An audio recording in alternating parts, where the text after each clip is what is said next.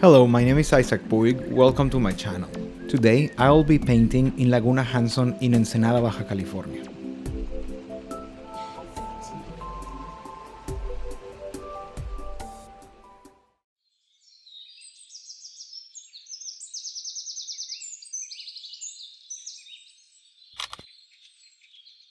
After the last painting I did on a beautiful but chaotic spot due to the wind, this one was much calmer.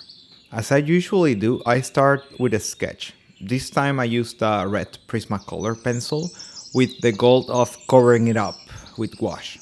This spot really caught my eye. The grass had this stark contrast of golds and deep magentas dancing with the wind. We had these giant blue boulders leading our way into the forest on the background. I start with a lot of water. This will help me visualize a little bit where the painting is going.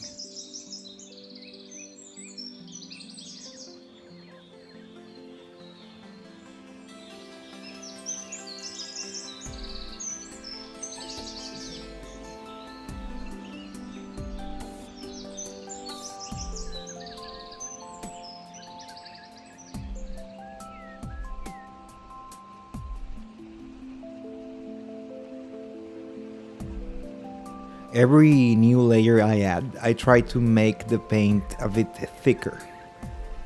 Taking into account that the painting will be finished in my studio afterwards, I handle the painting as if it were a notebook where I make notes, with the notes being abstract stains of color. When I paint the sky more opaquely, the rest of the colors from the painting change. That's why it's said that color is relative. This is something I like to do from the start before adding even more information. Photos never really look exactly the way we see things.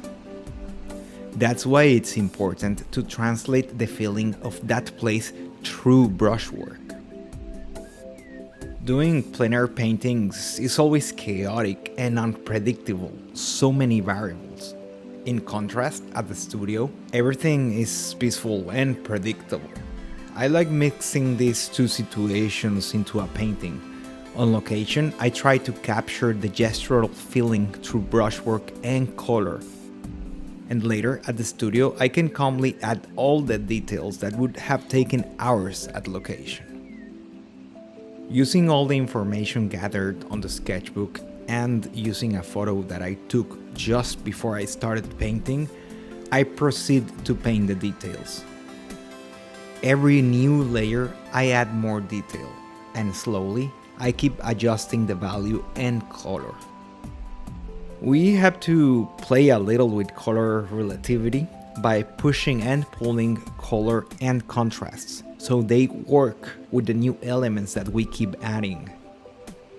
As with detail, if we go overboard with it, all is good. We can add transparent layers of paint on top to make it less visible or just cover it up totally. That is the thing I really like about gouache. It's really easy to fix mistakes, if you know how.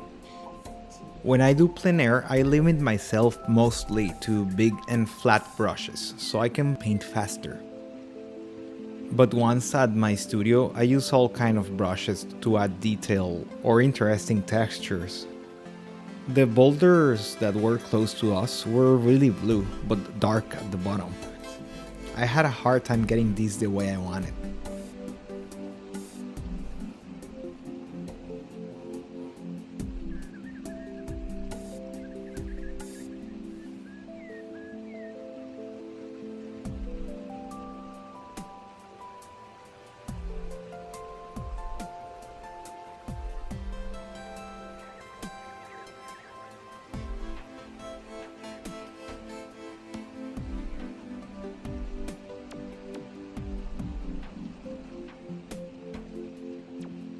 On the last stretch of the painting, it was really fun to add all the little details on the foreground plants. It really made things pop in and out of the painting.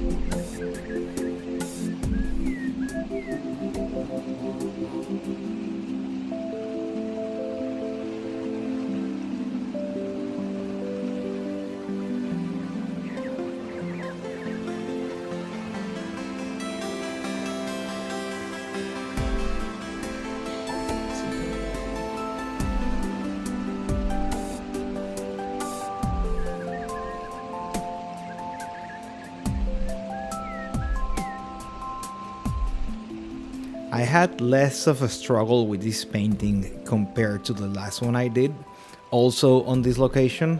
I'm overall happy with the results. If you like the video, please don't forget to like it.